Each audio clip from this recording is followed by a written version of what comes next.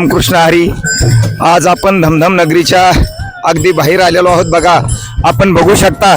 आणि आपल्या गडाचे महंत भगवान महाराजांच्या गादीचे उत्तराधिकारी या ठिकाणी नामदेव शास्त्री येणार आहेत. म्हणून हे गाववाले अतिशय आणि उल्हासामध्ये त्यांना घेण्याकरता सामोरे जात आहेत.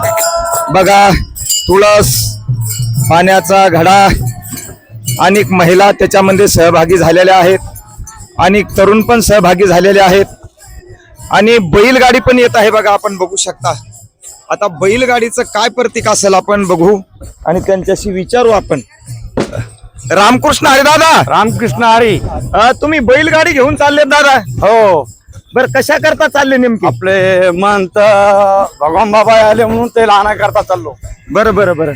गडावरले नामदेव शास्त्री. हो, नामदेव शास्त्री. बरं, जोडी फार छान दिसते. कोणाची आहे? आमजोडी विठ्ठल रामचंद्र कांगणे. बर, आणि आता किती वेळामध्ये येतील शास्त्री? अर्ध्या घंट्यात येतील आता. बरं, आता आपल्याला असं किती किलोमीटर जायचं? बरं, अर्धा किलोमीटर. बर बर बर. वा, धन्यवाद. रामकृष्ण हरी. रामकृष्ण हरी. रामकृष्ण हरी. आपण बघू शकता. आता गाव सोडून जवळपास 1 ते 1.5 किलोमीटर धमधम सोडून गाडी आलेली आहे. बघा, आणि पूर्णच गाव आज तुम्हाला बाहेर आलेलं दिसतंय.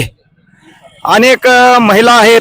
आणि बघा, ही बैलगाडी आपण बैलगाडी बघितली नसेल, कारण आता बघायला मिळणार नाही, कारण गोवंश राहिला नाही. गोवंश जर असेल, गाय जर असेल तर बैल मिळतील, पण आता बैलगाडी हे प्रतीक नाही. पण आज आपण शास्त्रीला घेण्याकरता बैलगाडी टाळ पखवाद विना अशा जल्लोषामध्ये चाललेलो आहोत.